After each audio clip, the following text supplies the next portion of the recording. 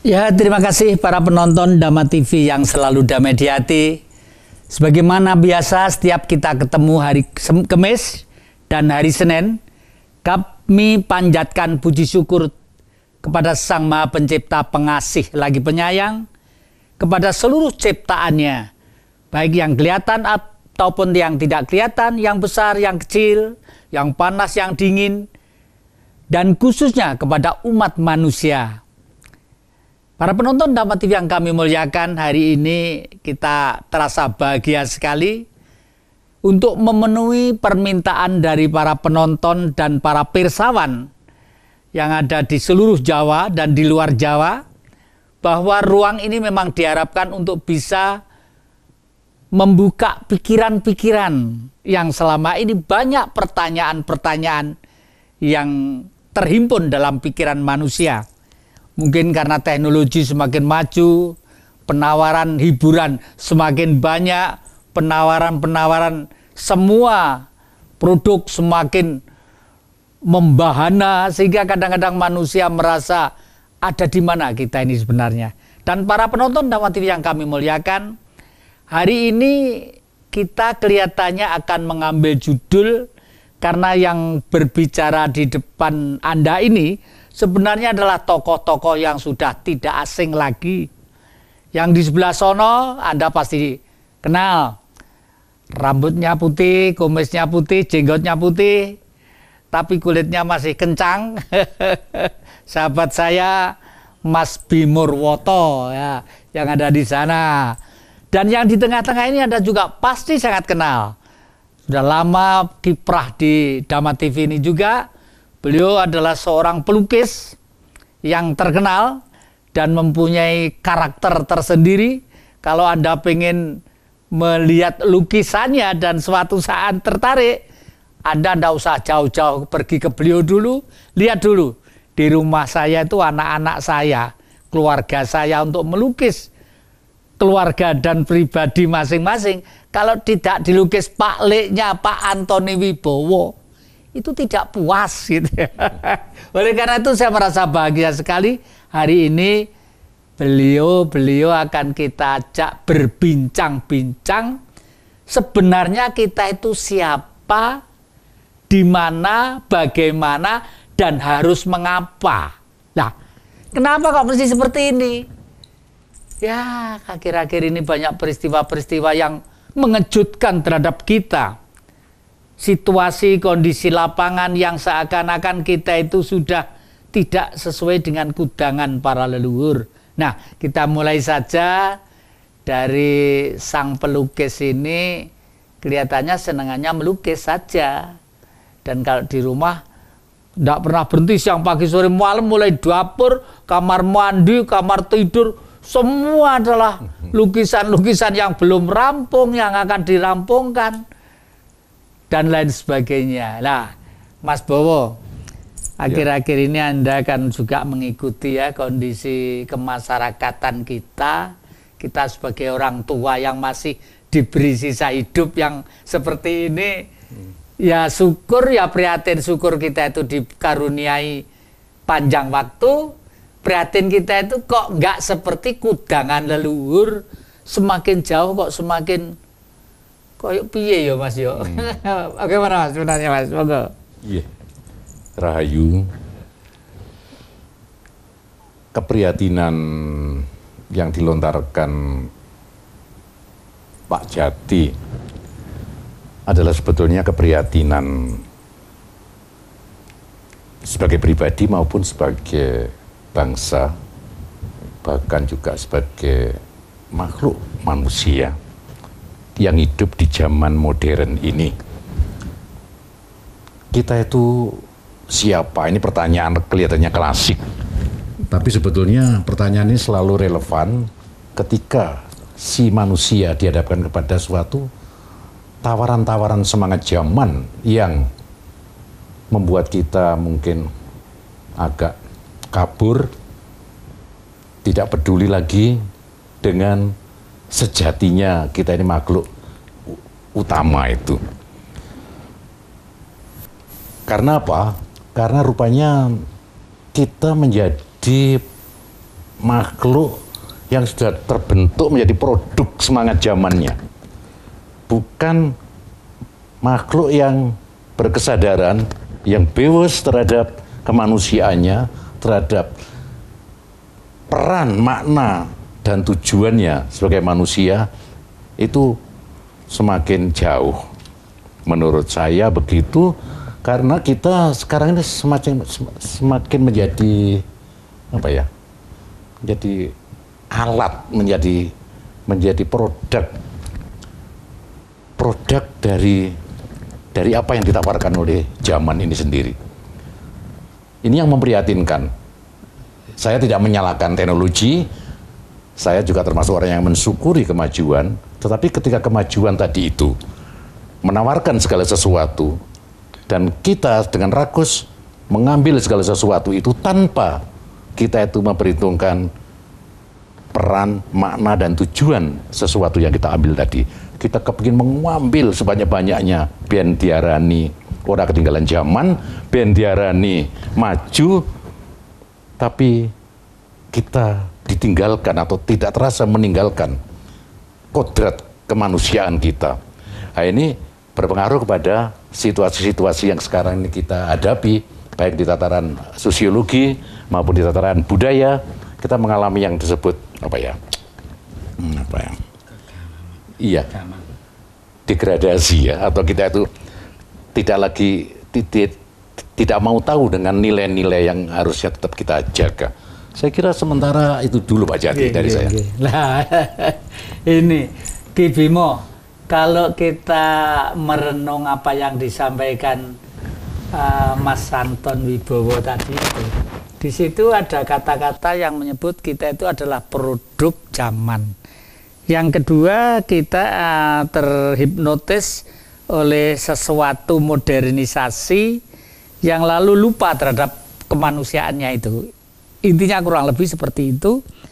Lalu kalau dari sisi sosial kemanusiaan yang terkait dengan kebutuhan secara natir dan umum, jenengan sebagai sosok yang mencermati sosialisme kehidupan, paham kemanusiaan itu pripun Mas? Monggo. Wah, ini pertanyaannya dan apa yang diperbincangkan ini memang sesuatu yang gampang angel. Gampang angel dalam artian kita menjelaskan hal-hal yang berkaitan dengan manusia itu sendiri. Jadi kalau kita, menurut saya ya, perenungan saya bahwa kita ini manusia ini juga hasil dari satu proses penciptaan alam semesta. Kita bagian dari alam semesta itu sendiri. Itu menurut saya seperti itu. Dan di dalam perjalanannya, setiap kurun waktu tertentu, bisa jutaan tahun, bisa ratusan tahun, ya itu kita ini adalah hasil dari peradaban manusia itu sendiri. Hasil dari peradaban manusia sendiri, bagaimana manusia ini dibekali oleh Sang Pencipta itu, antara lain yang sering kita ini kok iso ngene, kok iso itu, artinya berpikir. Jadi berpikir adalah sesuatu alat juga di dalam proses kehidupan. Nah, di dalam berpikir itu ada di bagian dari tubuh kita, yaitu benak atau otak kita. Nah, inilah yang menjadi alat bagaimana kita memanfaatkan panca indera yang diciptakan oleh Sang Pencipta ini. Nah, timbulnya pertanyaan-pertanyaan sehingga kita itu ya juga dengan kesadarannya sendiri menjadi mencari. Kalau ilmuwan ya iki kok bisa begini, maka diperlukan satu riset gitu, bahasa modernnya seperti itu, penyelidikan. Jadi manusia sendiri itu yang tadi mencari sampai dengan mencari. Kalau yang sekarang itu lagi ngetren itu sedang mencari jati diri, itu Mas Jati kira-kira. Nah sekarang saya mungkin sependek itu dulu. Jadi sekarang ini kalau kalau tadi dirangkum menjadi satu pertanyaan mau kemana, nah kemana ini saya bisa tangkap dengan tanda petik mencari dirinya sendiri atau mencari jati diri, kira-kira seperti itu. Para penonton Dhamma TV yang kami muliakan, asik ya kita banyak berbincang untuk menggali hidup kita ini. Ternyata disimpulkan tadi oleh Bung Bimo bahwa kita itu punya PR sekarang. Apa PR kita? Mencari jati diri. Kalau mencari jati semua gampang ketemu. Ke Dhamma TV mesti ketemu gitu ya. Tapi mencari jati diri itu berarti jati kusumo pun harus mencari. Nah, ini yang memang akan kita utak-utak ke sana. Oleh karena itu kita harus tuntas supaya nanti itu menjadi wacana, pikiran, dan pedoman dari Anda semuanya. Jangan kemana-mana, masih di depan Jejak Ki Jati.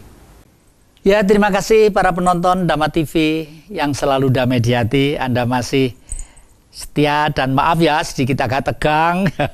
Ya karena pengetahuan itu semakin dalam, itu untuk menangkap itu semakin bagaimana ya, satu kedepnya boleh dikatakan eman-eman, apalagi kalau ngobrol. Dan biasanya anehnya termasuk saya nonton televisi misalnya, di situ ada berita penting atau ada ceramah penting, kalau saya mendengarkan itu sambil makan pasti penangkapan lain dengan kita fokus. Lah syukurlah anda semuanya, meskipun paling ada minum ya, lalu sedikit camilan supaya tidak ngantuk gitu ya. Nah, para penonton Dhamma TV yang kami muliakan, berbicara masalah jati diri itu memang misterius sekali. Ki Bowo, jati diri itu kan menyentuh masalah sosok-sosok manusia. Lalu kenapa manusia itu sebenarnya siapa yang mengganggu kita sebagai manusia ini, sehingga kita kok lepas dari fungsi kita sebagai manusia tadi? Itu sebenarnya siapa yang mengganggu? Menurut pengamatan jenengan sebagai budayawan, sebagai pelukis, dan nuwun sewu aktif juga di kepercayaan sampean gitu loh ya. Oke. Iya. Ini bicara tentang siapa sejatinya manusia, itu memang bicara tentang hakikat. Hakikat makhluk ciptaan yang disebut manusia. Saya tidak ingin masuk ke dalam tafsir-tafsir menurut berbagai sudut pandang yang berbeda dari agama-agama yang berbeda misalnya. Tapi saya ingin secara umum saja. Yang pertama, manusia itu diciptakan, atau Gusti Yang Murbeng Jagat ini itu menciptakan segala sesuatu itu mesti mempunyai makna dan tujuan. Manusia adalah makhluk yang berkesadaran, yang sadar, yang bebas terhadap makna dan tujuan hidupnya. Hanya manusia yang memiliki kebebasan untuk menafsirkan, membentuk, membangun makna dan tujuan peran dari hidupnya. Tidak untuk yang lain-lain kecuali untuk mengangkat derajat kemanusiaannya. Walaupun seperti kata Ki Bimo tadi, mengalami benturan-benturan dari situasi zaman, manusia selalu memiliki kebebasan menggunakan segala kemanusiaannya, kodrat kemanusiaannya untuk menentukan peran, makna, dan tujuan hidupnya. Itulah pertanyaan kesadaran eksistensial dari makhluk yang namanya manusia. Kalau ada manusia yang tidak peduli dengan makna dan tujuan hidupnya, pasti dia disebut ya bukan manusia ya. Instingtif saja, naluriah saja. Itu apa? Tidak beda dengan eksistensi yang lain, dengan meja, dengan kewan terutama. Iya, ya gitu ya. Saya aku sing jelasin sama nggak mentolo mungkin. Iya, betul ya. Jadi kalau ada orang yang hanya peduli pada ketidakpeduliannya, maka sebetulnya dia itu mengingkari peran, kodrat, dan makna serta tujuan kemanusiaannya. Dan itu pasti akan membawa kerusakan. Padahal makna dan tujuan kehidupan itu sendiri untuk memayu-hayuning, ya, ya ini seluruh hidup ini. Ya ini penting. Nah sekarang ini yang pertanyaannya Ki Jati tadi, yang mengganggu kesadaran ini apa kan itu? Ini adalah yang namanya apa itu? Obah godone kemajuan zaman. Itu yang terutama yang diserang adalah mereka-mereka yang tidak kekeh, tidak kukuh, tidak tegen terhadap kesadaran kemanusiaannya. Misalnya saja dia lebih kukuh, lebih ngotot berpegang pada semangat kekuasaan misalnya. Semangat ingin memiliki apa yang lebih banyak, namanya serakah itu. Semangat yang keserakahan dan kekuasaan ini yang kalau dikemas dalam suatu konsep kekuasaan begitu, ini bisa melahirkan apa yang oleh Bung Karno dulu itu disebut imperialisme. Jadi ngeruk kerejekian itu untuk diri sendiri. Ini serakah dan pasti ada yang dikorbankan, kan gitu ya kan? Jadi boleh saja orang mencari rezeki itu boleh saja, tapi ketika langkahnya itu merugikan atau mengkhianati kesadaran kemanusiaan, inilah yang akan mengganggu dalane si manusia untuk membangun keluhuran hidupnya. Ini menurut paling tidak menurut saya begitu ya. Yang terakhir, dengan demikian saya setuju dengan seseorang bijaksana yang mengatakan manusia itu beda dengan hewan tadi ya, beda dengan meja dan sebagainya. Manusia itu makhluk yang tidak pernah selesai, tetapi selalu sadar dan menuju pada yang disebut selesai. Makanya manusia selalu dalam perjalanan kebudayaannya terus harus lebih baik, lebih baik, lebih baik. Itulah tujuan daripada kita itu menghindari godaan zaman itu, sadar pada arah. Saya kira itu sebenarnya dari saya. Memang saya tertarik, para penonton. Ki Antoni Wibowo tadi sudah mencoba untuk melemparkan solusi bahwa kita itu harus sadar tentang budaya. Jadi fungsi budaya itu apa, bagaimana, kemana, itu memang harus jelas. Saya secara tidak langsung hari ini itu, saya nggak semayanan tadi itu dengan judul ini, tapi saya memakai kaos. Kalau belajar ke leluhur kita lebih gamblang dan lebih jelas, gambarnya ada, peninggalannya ada, ngapain mesti bertele-tele belajar yang tahu-tahu tua, tahu-tahu belum selesai, belajarlah. Hari ini saya memakai kaos, ini adalah gambar apa anak-anak? Ini adalah gambar namanya Kumbakarna. Kumbakarna itu siapa? Kumbakarna itu adalah adiknya Rahwana. Rahwana itu siapa? Rahwana itu Raja Alengkadiraja, musuhnya Prabu Ramawijaya ya di Plongkowati ya. Di anak buahnya Prabu Ramawijaya itu adalah kera-kera. Mulai dari kera yang besar ya, kera yang ini sampai cacing kandil ya. Cacing kandil itu makhluk kecil-kecil yang di bumi itu loh. Mungkin termasuk cacing-cacing. Jangan dipikir itu bukan proses dari terjadinya hidup yang beragam aksi, reaksi, dan perwujudannya. Nah, ini sebelum ke situ lah. Makanya kita jangan sampai menjadi Kumbakarna. Kenapa? Karena pahlawan yang terlambat. Mungkin Ki Bowo tadi itu akan menarik kita ke sana. Terlambat kemana? Bareng wis bongsone remek, bareng wis negarane remek, lagi sadar kalau kita itu ternyata belum berbuat apa-apa. Digambarnya seperti Kumbakarna pada waktu Rahwana perang melawan Prabu Ramawijaya ya toh. Kumbakarna itu tidur makan. Padahal di dalam pewayangan diceritakan Kumbakarna kuwi makan ingkunge ora sapi bentung sitok iki lho gak puas.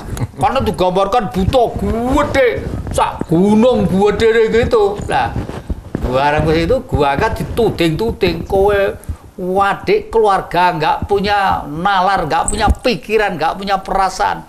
Negara perang ini melawan musuh kok kowe turu mangan.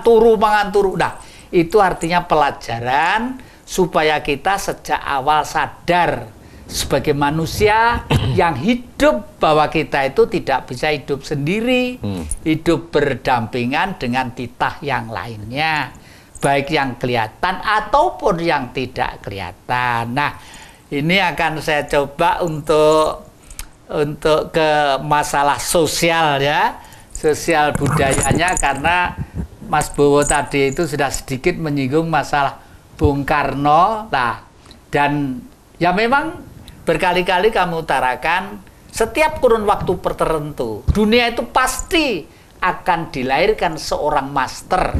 Namanya saja master. Master itu adalah orang yang memberi ketauladanan dalam bimbingan perjalanan, dalam bentuk pikiran, dari waktu ke waktu. Minimal setiap 700 tahun sekali. Nah, akhir-akhir ini Ki Bimo itu melacak tentang Bung Karno, perjalanannya mulai dari awal sehingga beliau menentukan dan bisa mempengaruhi dunia, Asia, Afrika, Amerika Latin, bahkan pada waktu pidato di PBB mendapat tepuk tangan yang gemuruh dari seluruh warga masyarakat dunia ini, baik dari kapitalis, dari komunis, dari sosialis yang macam-macam, dari agamais, dari apapun, gemuruh. Itu mustahil kalau kalimat yang disampaikan tidak manusiawi dan sebagai sinar cahayanya Tuhan itu sendiri. Jangan kemana-mana, kita masih di depan jejak Ki Jati. Ya, terima kasih para penonton Dhamma TV yang selalu damai di hati. Tadi itu kita mulai pengen mencari jejak ya, karena bukan kok Bung Karno itu sendirian lalu mampu membawa republik ini seperti ini, tapi bagaimanapun pula pasti ada link seperti kita aja. Tanpa guru SD kita nggak bisa nulis ya, tanpa guru nyanyi kita tidak bisa nyanyi, tanpa guru gambar kita gambar pun mungkin tidak seindah kalau pernah lewat ke guru gambar. Jadi hakikatnya memang hidup tidak bisa sendiri. Demikian juga seorang master, kalau menurut saya master Bung Karno itu. Karena apa? Memang di dunia sampai detik ini tidak ada seorang manusia pun yang mempunyai pikiran sedemikian jauh. Bahkan pikirannya itu sampai dengan tahun 3000 yang akan datang. Loh kok bisa? Bagaimana tidak? Oh, memang master ya, dan ini telah teruji, tetapi kita pelan-pelan akan ke sana mulai dari awal. Ki Bimo, sebenarnya akhir-akhir ini jenengan pernah keliling ke Jawa Barat di tempat-tempat yang kebetulan dulu itu Bung Karno pernah kawin dengan ini, pernah punya putra ini, pernah punya sahabat ini, pernah berguru ke sini. Itu jenengan ceritakan apa adanya selama ini sebagai background. Oh, ternyata orang belajar itu juga kesana kemari juga penting. Separuh lah saya besok seperti Bung Karno. Siapa tahu kalau anak-anak kita seperti itu. Oke, monggo Ki Bimo. Pemirsa Ki Jati, jadi hal ini sebenarnya saya kembalikan lagi kepada apa yang saya sampaikan awal, yaitu berkaitan dengan mencari jati diri. Nah, jati diri di dalam hal ini tidak ya semula ya kepada dirinya sendirilah. Ya saya ini kok sudah hampir 70 tahun di dunia ini kok begini. Kenapa? Mengapa? Nah, itu pertanyaan diri dulu. Jadi pertanyaan diri ini kembali kepada hal yang bersifat goleki awake dhewe. Janjane aku iki sapa? Nah, ternyata yang melihat kepada diri atau mawas diri ini juga membawa dampak yang lebih luas gitu loh, Ki Jati. Jadi kalau aku iki sapa sebagai manusia sebagai warga negara orang per orang, tapi setelah itu menjadi lebar, jadi pertanyaan Ki Jati ini yang sebenarnya menggelitik saya menjadi melebar. Kok kenapa dibawa ke sampai Bung Karno? Janjinya gak gaduk gitu loh, jujur aja. Bung Karno itu demikian besar, demikian ini dan diakui dunia. Walaupun pada akhirnya dibunuh juga oleh dunia itu sendiri. Ini sesuatu yang menjadi pertanyaan Ki Jati. Ya, dulu Bung Karno yang memproklamirkan Republik Indonesia, ya, termasuk salah seorang yang mencetuskan revolusi Indonesia. Tapi pada akhir hidupnya beliau ini juga dimakan oleh revolusi itu sendiri. Bagaimana dia, ya kalau mau jujur dibunuh oleh bangsanya sendiri. Nah ini beliau tidak sendirian. Jadi ternyata pencetus-pencetus revolusi Republik Indonesia kalau saya tengok, dan ini bisa kita ikuti di dalam bacaan-bacaan, pencetus revolusi ini kemakan oleh revolusi itu sendiri. Antara lain yang pertama itu Tan Malaka. Siapa tidak kenal Tan Malaka? Siapa yang memimpikan, orang yang memimpikan lebih dulu untuk yang namanya Republik? Sampai beliau tahun 25 pergi ke Burma mendirikan PARI, Partai Republik Indonesia. Dan yang kedua, juga termasuk pencetus revolusi, Amir Syarifuddin. Dia kemudian menjadi memberontak kepada negara yang dia bentuk sendiri. Nah, ini juga menjadi pertanyaan, Ki. Dan yang ketiga adalah Sultan Syahrir. Keempat, Bung Karno sendiri. Nah, inilah menjadi yang pertanyaan diri dalam artian kok iso ngono ya. Kenapa di dalam proses-proses berbangsa dan bernegara ini terjadi yang besar seperti itu? Kalau Ki Jati tadi menyangkut masalah Kumbo Karno, nah itu saya kira itu perlu pembicaraan tersendiri karena di dalam sastra juga ada ngomong tentang Kumbo Karno itu juga berkaitan dengan nanti kita bacakan Tripomo ya di bawah ya.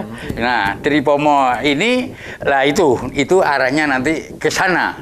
Nah tadi berkaitan lagi kembali kepada jati diri, sebenarnya semua bangsa itu ya selalu mencari dirinya sendiri, itu sudah pasti.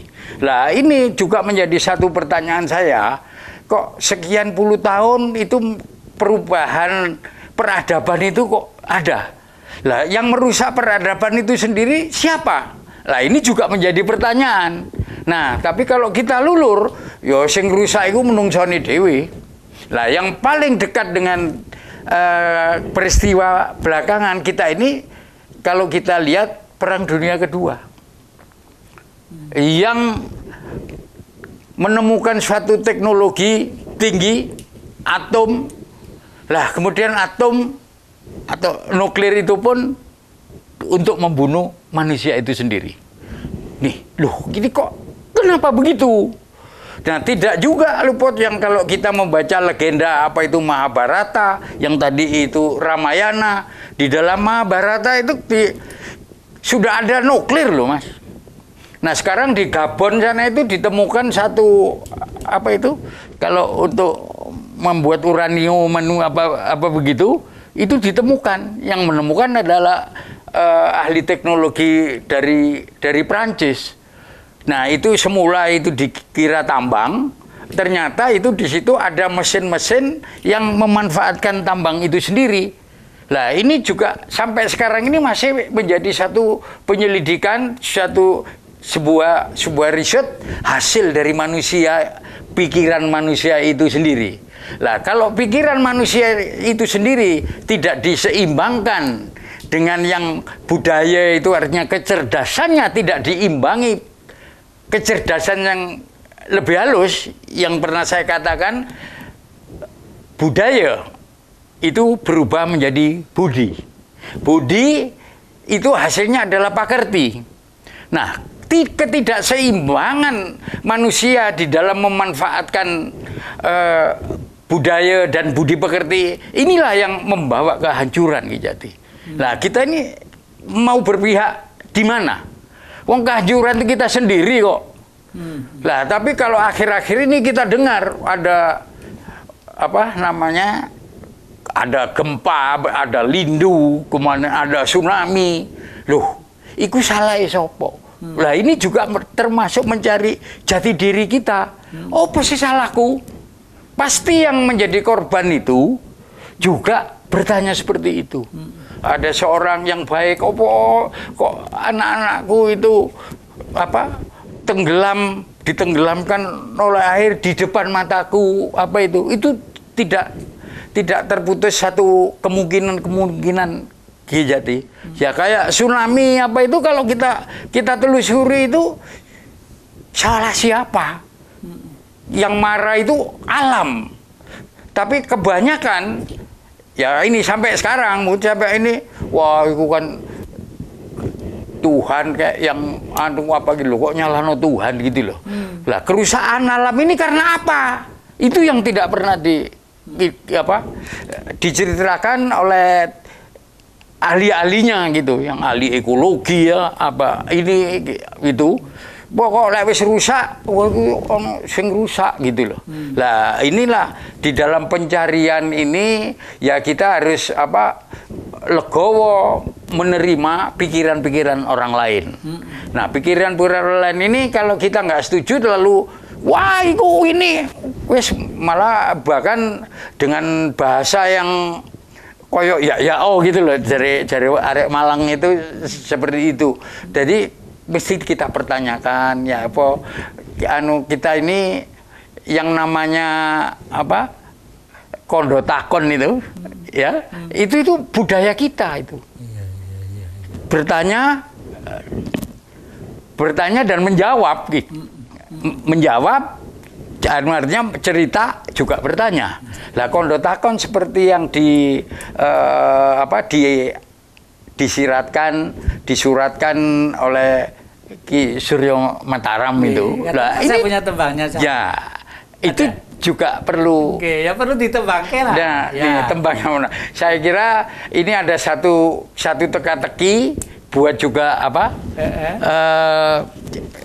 para pemirsa ya. Ini dalam rangka mencari sesuatu karena tadi yang bicaranya juga Ki Jati? Ya semacam ada kontradiksi semacam gitu lah, tapi paling tidak ini ada kidung yang juga baru saya tulis tadi. Saya tulis tadi jane biyen wis apal, tapi karena sudah lama ini ya, tapi saya punya catatan-catatan yang berkaitan dengan kidung ini ada Dandang Gula yang tidak hanya seumur kita aja yang pernah dengar ini ya. Waktu itu saya dengar ini masih SMP kok. Nah, waktu SMP, nah ini coba teka-teki ini akan saya kidungkan dan mudah-mudahan ada pendengar yang nanti merespon bisa WA Mas Jati atau SMS sehingga apa yang kita perbincangkan ini berkelanjutan. Dandang Gula nih. Semut ireng ngendhok jroning geni ana merak memitran lan boyo keong sak kenong matane tikus-tikus padha ngidung kucing kering kang nunggoni kodhok nawu segara oleh banteng sewu precil-precil ingkang anjaga semut ngrang-rang rangsang gunung Merapi witranti wode limo. Padahal itu kalau nggak salah kidung itu masih zaman Mataram kuno itu. Jadi sudah memprediksi tentang zaman yang akan datang. Para penonton dan hadirin yang kami muliakan, kidung ini asik banget. Nanti kita oncei apa sebenarnya si kidung itu. Jangan kemana-mana, masih di depan jejak Ki Jati. Ya, terima kasih para penonton Dhamma TV yang selalu damai di hati. Anda masih setia ya. Tadi Ki Bimo ngidung dandang gulo. Waduh, wiroswara sejati.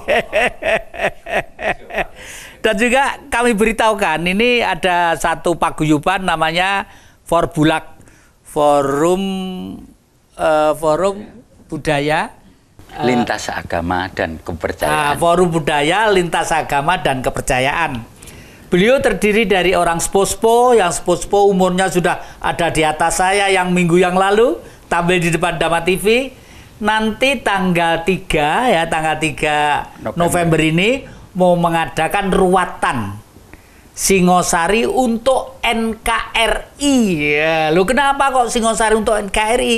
Yaitu sebagai perwujudan keprihatinan di mana kita akan mencoba lewat ketulusan, kejujuran, lalu kesahajaan ya, itu akan berdoa bersama-sama di tempat di mana kerajaan Singosari itu berdiri. Kebetulan ada di daerah Biru, di desa Biru, nanti akan ada di sana dan waktunya hanya 2 jam. Mohon maaf, yang pengen nimbrung ke sana, tolong daftar ke sekretariat. Sekretariatnya nanti Bu Ice ya. Esti. Bu Esti. Bu Esti ya, Bu Esti. Nanti bisa calling saya kasih tahu nomornya ya. Dengan catatan karena itu ruatan dan hanya 2 jam waktunya, itu datang harus serius ya. Nanti jam 3 sampai dengan jam 13 sampai dengan jam 15. Itu harinya Sabtu. Tanggalnya 3 ya. Lalu yang datang yang merasa pengen untuk diruat itu membawa pakaian 1 jodoh, pakaian 1 pengadek, termasuk pakaian dalam, tapi yang kuno, yang kira-kira sudah mau dibuat. Bekas. Itu nanti kita larung bareng-bareng.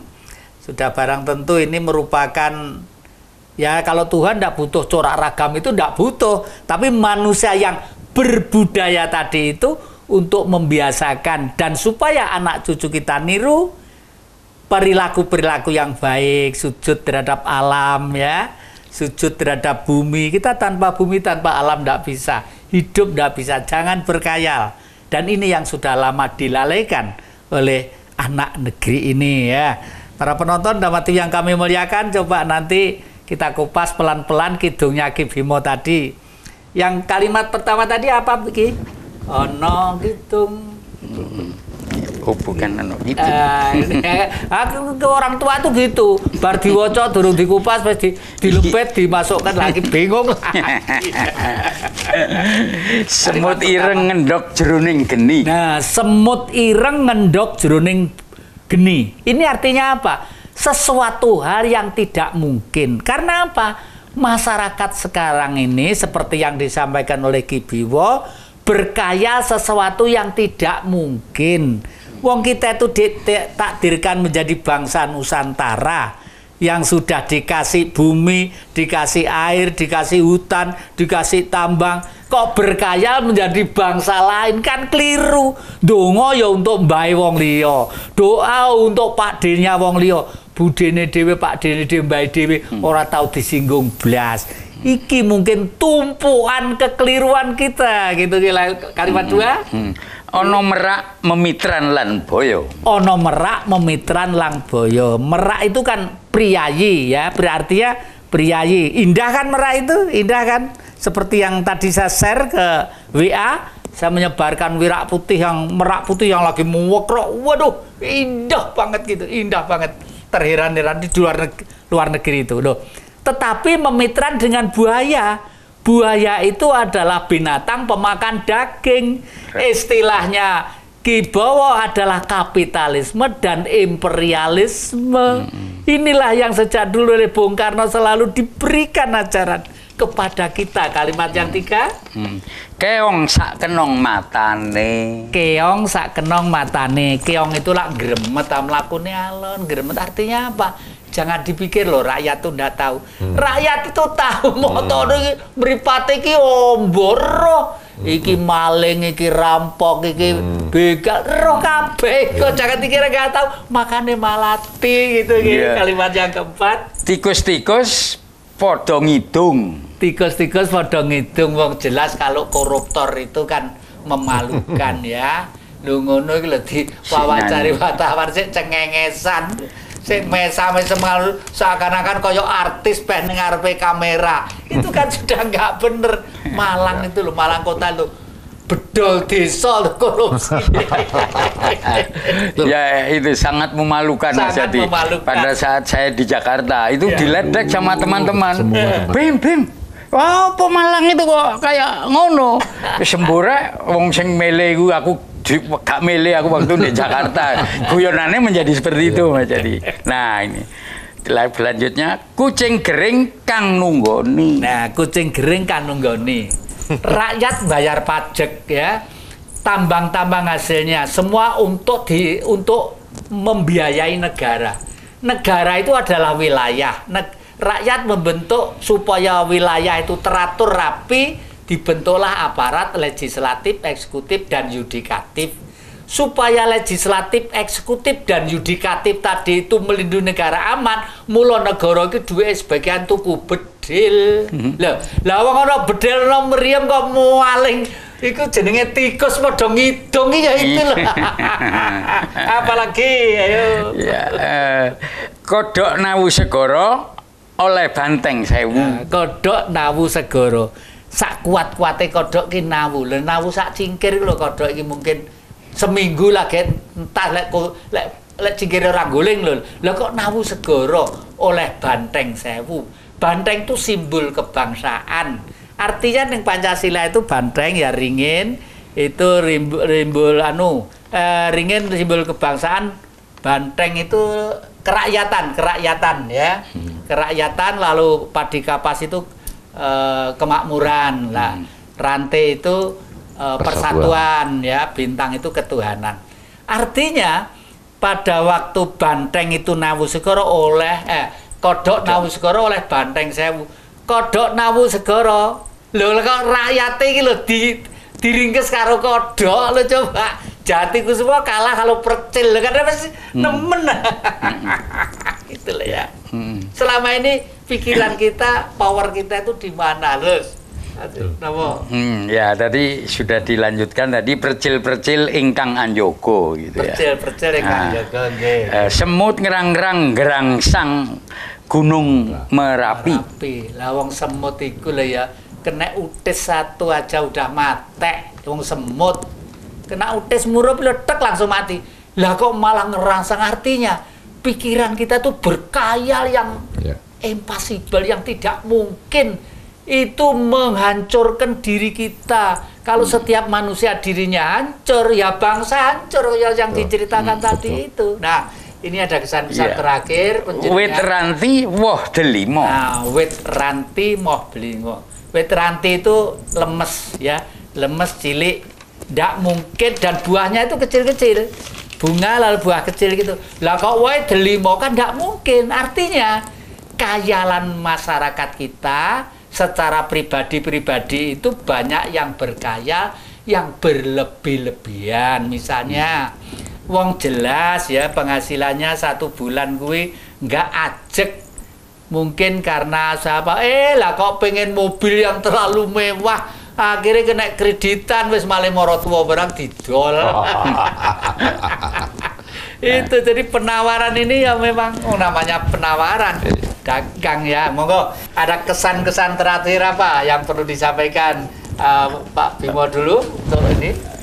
Ya kesan saya karena kita ini memang sudah sedang belajar janjane. Kita ini belajar bersama juga.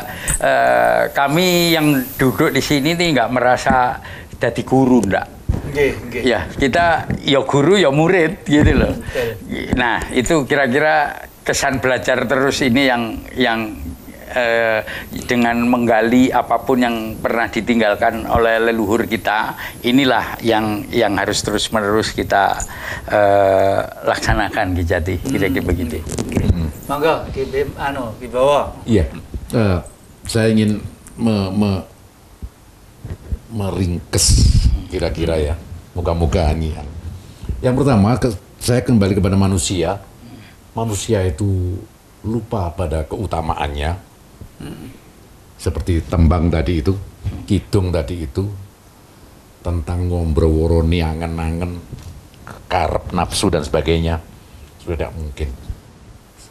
Pertemuan hari ini menurut saya adalah mengingatkan kita semua bahwa manusia itu keutamaannya adalah seperti yang disebutkan tadi itu adalah makhluk yang bernalar, berpikir, makhluk yang mempunyai hak kebebasan.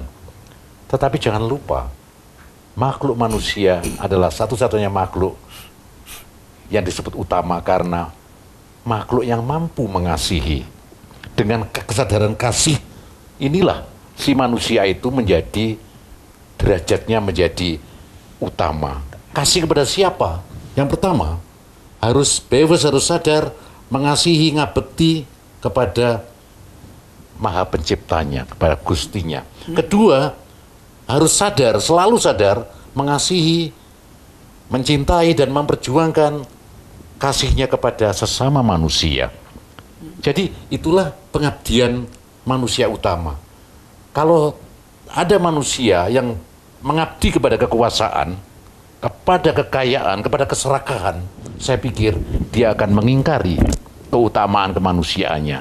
Jadi mungkin kita tanpa sadar sudah mulai meninggalkan kesadaran kewajiban kasih ini sendiri. Wis ora ngabekti nang Gustine, wis ora ngabekti bermakna dan bertujuan untuk kemanusiaannya dan kepada sesama. Ini mungkin karo pesan saya, kesan saya yang terakhir ke Jati. Ya, para penonton Dhamma TV yang kami muliakan, pelan-pelan sudah terurai ya apa yang menjadi pertanyaan kita, termasuk ini 3 orang ini, karena kita ya kami semua ya Anda semua gitu. Kalian, tapi masih ada nanti yang perlu kita, dan mungkin masih ada waktu sedikit. Tadi itu ada pertanyaan yang belum terjawab. Kok orang-orang besar itu termasuk Bung Karno itu akhirnya dimakan oleh idenya sendiri. Revolusi akan memakan pimpinan revolusi itu sendiri. Inilah kebenaran suatu zaman. Tidak ada seorang nabi pun yang tidak mengalami peristiwa seperti itu. Karena beliau-beliau ini adalah pembaharu. Pembaharu itu masih banyak musuhnya. Musuhnya siapa? Musuhnya adalah pikiran-pikiran lama. Manusia-manusia yang masih berparadigma lama, berpikiran lama. Yang lama itu apa? Bisa juga tatanan politiknya, tatanan kemasyarakatannya, cara menerangkan tentang keesaannya. Itu pun juga terus mengalami perubahan karena manusia semakin lama semakin modern ya. Dulu anak-anak kita masih didulangi terus, dilekoi sampai ini ya. Itu kalau nggak dengan susu ibu ya, nggak bisa gede dengan sehat. Sekarang sudah diganti dengan nutrisi-nutrisi yang modern, diganti dengan zat-zat yang modern gitu ya. Bahkan akhir-akhir ini banyak ditemukan hal-hal yang, coba bayangkan, kalau orang pergi ke luar angkasa, kalau orang pergi ke padang pasir ya, kita sekali tempo di negara Arab pun banyak yang perlu kita belajar ya. Saya pernah mempraktekkan pada waktu saya masuk hutan, saya naik gunung, buat apa? Ya buat makanan sing kira-kira nggak iso mambu. Apa itu? Tepung dimplek-mplek, dirodok, dikasih garam sedikit gitu, dimplek-mplek, dibakar, jangan digoreng, karena kalau digoreng itu minyak, itu kolesterol ya. Dibakar dengan mowo gitu, terus dibuntel grenjeng sampai padat. Kira-kira nggak sak piring gede nih, dimasukkan dalam ransel, naik cuma bawa apa? Beli sambel itu yang dibuka itu segini-segini, makan dialah ditutul, parek gitu lah ya. Lah orang Arab angon unto di padang pasir juga begitu. Di bangsa di dunia itu nggak ada yang punya budaya yang tidak baik, pasti ada yang baik, ada yang kurang. Namanya manusia. Nah, tapi nanti dan setiap pencetus revolusi pasti dimakan oleh revolusi itu sendiri karena sang pembaharu tadi itu.